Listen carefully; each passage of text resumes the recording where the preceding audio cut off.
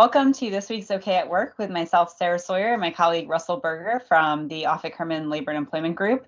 So this week we're talking about vaccine mandates. We're revisiting the topic. We've definitely talked about it before, but at this point things have definitely changed as far as not the ability to do it, but the appetite for doing it.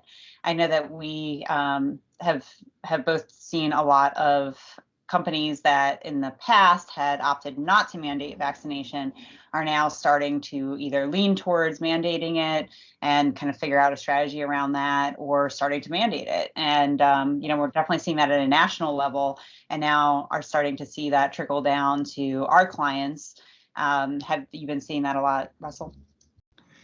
Yeah, definitely. It's something that at the very least, I think all clients should be revisiting and reconsidering kind of their positioning on reopening and vaccine mandates. And I think the big driver has been the Delta variant, particularly when the CDC issued their guidance a couple of weeks ago. It said everyone in these high and substantial transmission areas should be wearing a mask.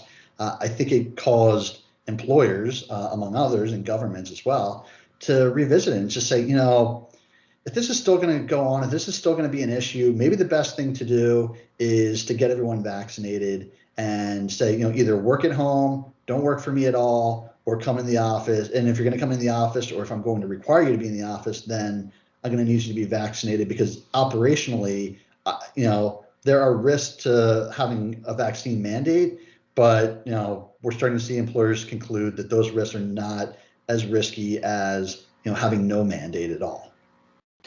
Yeah, and then just the consequences of that, of having people get sick and the virus spreading. And I've also seen, just kind of leading up to that, making that decision, an uptick in employers trying to get a feel for how much of their workforce is vaccinated.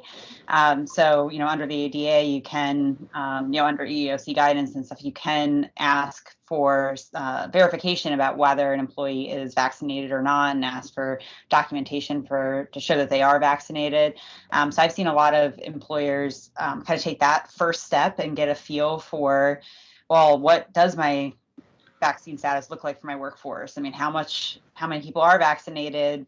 And if there's only a few stragglers and, we're looking in good shape, then a lot of times that leans them even more towards mandating vaccination for both current employees and then also for new hires as well.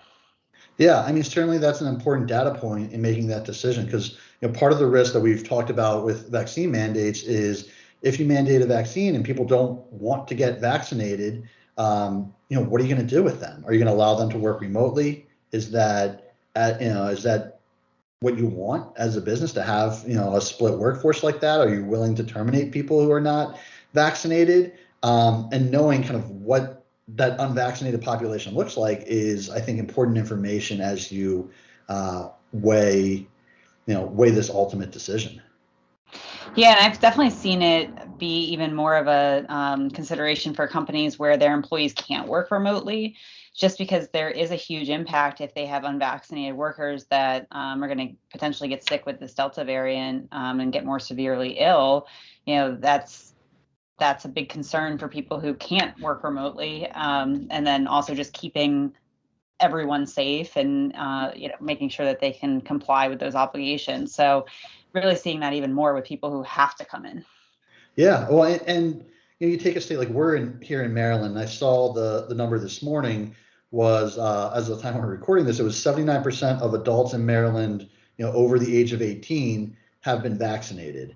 So if you've got 25 employees, that means on average maybe you've got 5 or so that are unvaccinated, and maybe there's some variation from that statewide number. So maybe you only got 2 or 3 that are unvaccinated. And now you start thinking, okay, well, I could actually do this. It's not that far to get there. And I think, just the fact that people in certain areas have high vaccination rates is making it a little bit easier to stomach, hey, let's get this over the finish line. I don't want to deal with this in my workplace. It's not that big of a cost, compared to a couple months ago when, almost no one was vaccinated yet. And we don't know what vaccination rates will look like for our company. And we're concerned it could be like 60 or 70%. Yeah, and I've seen some employers take an interesting hybrid approach as well with their current workforce and their incoming workforce. So, if they do have some stragglers of folks that aren't vaccinated, that they don't necessarily want to have to discipline for that, but they want to ensure that their vaccine rate stays high among their workforce. Mandating it for incoming workers was one option as well. So there's a couple of different ways that to handle this, I think, moving forward. And definitely as the appetite has changed for vaccination, and obviously the availability at this point is so different, as you're mentioning, than it was, a couple months ago. It's really changed the landscape of what employers feel comfortable doing.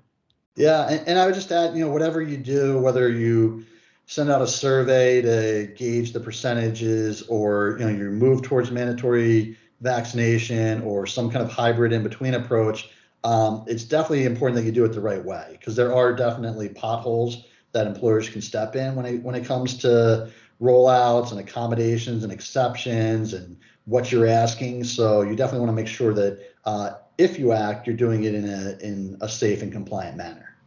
Yeah, there's definitely a lot of ways to do it, but there's a lot of nuance to it as well. So, definitely want to make sure you're not falling in any of those holes for sure, and just really thinking this out. This is one of those things to really, pay attention to and think about before implementing. Make sure you have a policy in place. We've definitely talked about that in the past, and just making sure you've got clear rules and clear expectations, and that you're not falling into any issues. So, well, we'll see you next time, Russell. Thanks, Sarah.